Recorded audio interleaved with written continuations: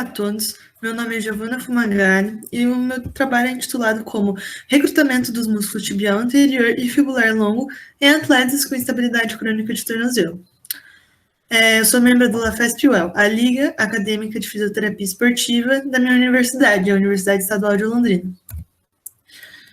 Bom, então eu vou começar explicando um pouquinho como ocorre o entorse lateral do tornozelo.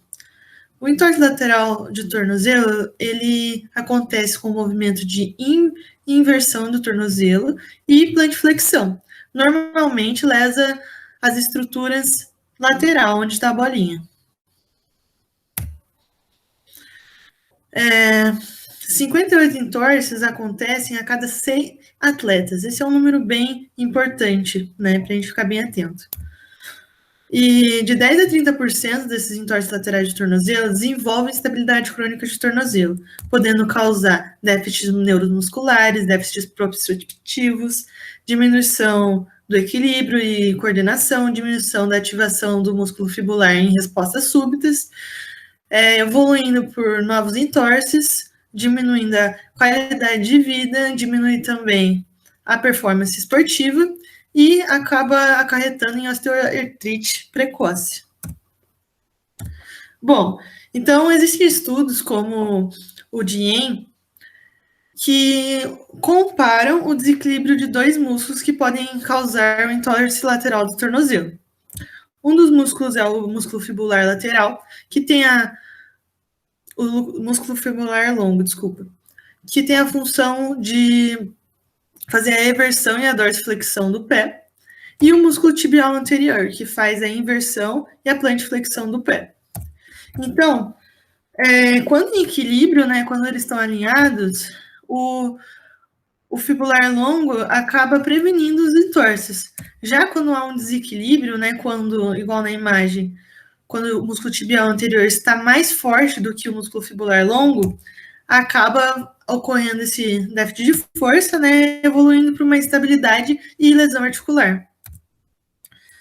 Bom, como justificativa do meu trabalho, temos que atletas com instabilidade crônica de tornozelo apresentam menor recrutamento muscular dos músculos tibial anterior e o músculo fibular longo, quando comparados a atletas sem instabilidade crônica de tornozelo, já que a literatura comprova o déficit de força e menor tempo de reação muscular nesses indivíduos. Como objetivo do meu estudo foi comparar o recrutamento dos dois músculos em atletas com e sem instabilidade de tornozelo, por meio da eletromiografia de superfície, durante uma atividade dinâmica de descarga de peso sobre a articulação do tornozelo e pé.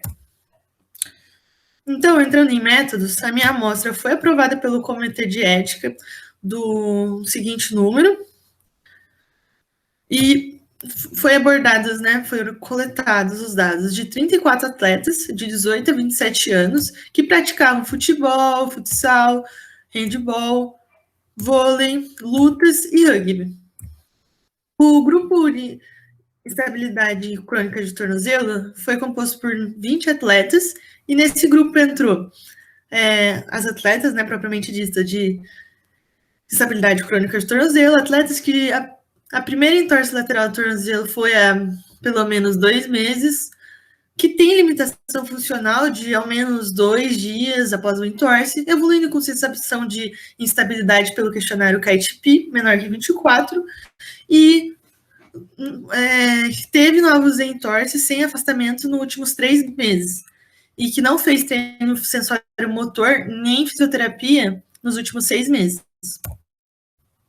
Como grupo controle, a gente tinha 14 atletas, e elas tinham que ser sem dor, sem sensação de estabilidade e sem história prévia de entorse de tornozelo.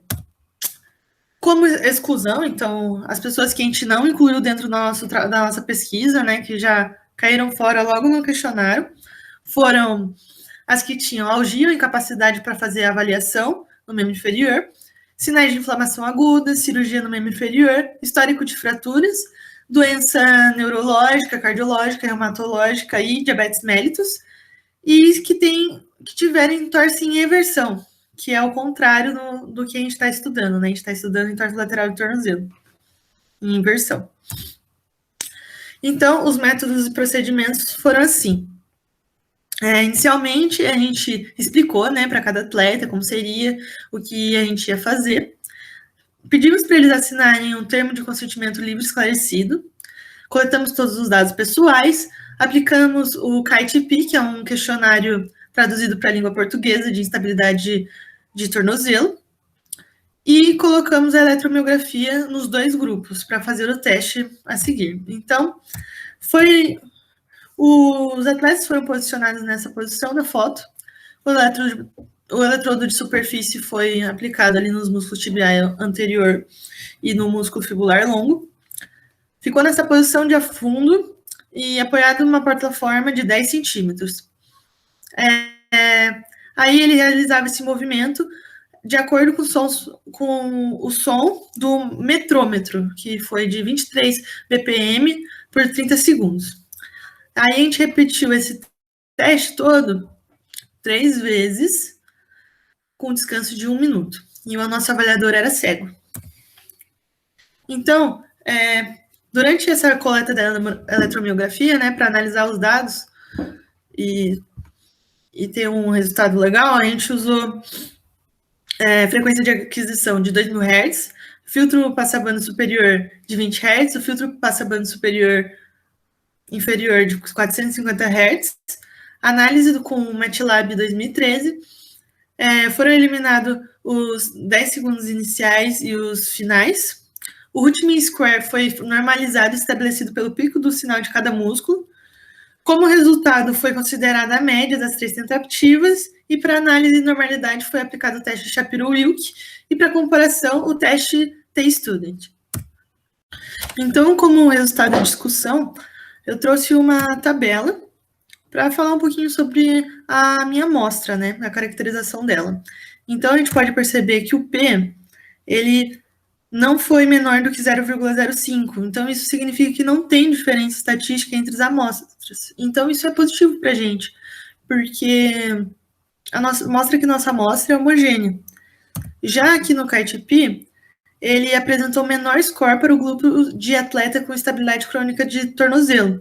Já esse resultado já era esperado, né? Porque foi o método que a gente usou para selecionar se era um grupo de estabilidade crônica de tornozelo ou grupo controle.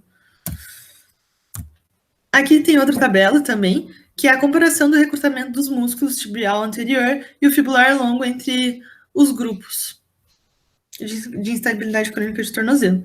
Aí no P aqui a gente percebeu também que não tem diferença estatística entre um grupo e o outro. Isso significa que os atletas com e sem estabilidade crônica de tornozelo não apresentam diferença do recrutamento muscular nos músculos tibial anterior e fibular longo durante a realização do agachamento a fundo. No entanto, esse foi o único estudo de recrutamento muscular, né, para estabilidade crônica do tornozelo, que deixou o pé totalmente fixo, estável. Então, ele não pode ser comparado com os demais estudos, né? Porque os outros estudos eram feitos com corridas e saltos. Então, fica difícil fazer essa comparação. E o principal resultado, né, eu acho que é esse que a gente leva para a prática clínica e esportiva, a gente percebeu que é muito seguro usar esse exercício com atletas que têm instabilidade crônica do tornozelo, né? Porque não desestabilizou o tornozelo e todos os atletas reagiram bem. Bom, essas são as minhas referências e muito obrigada pela atenção de todos. Fico à disposição caso vocês tiverem alguma dúvida ou quiserem entrar em contato. Meu grupo é o LaFESPWell, como eu disse, e meu e-mail fica aí à disposição. Obrigada.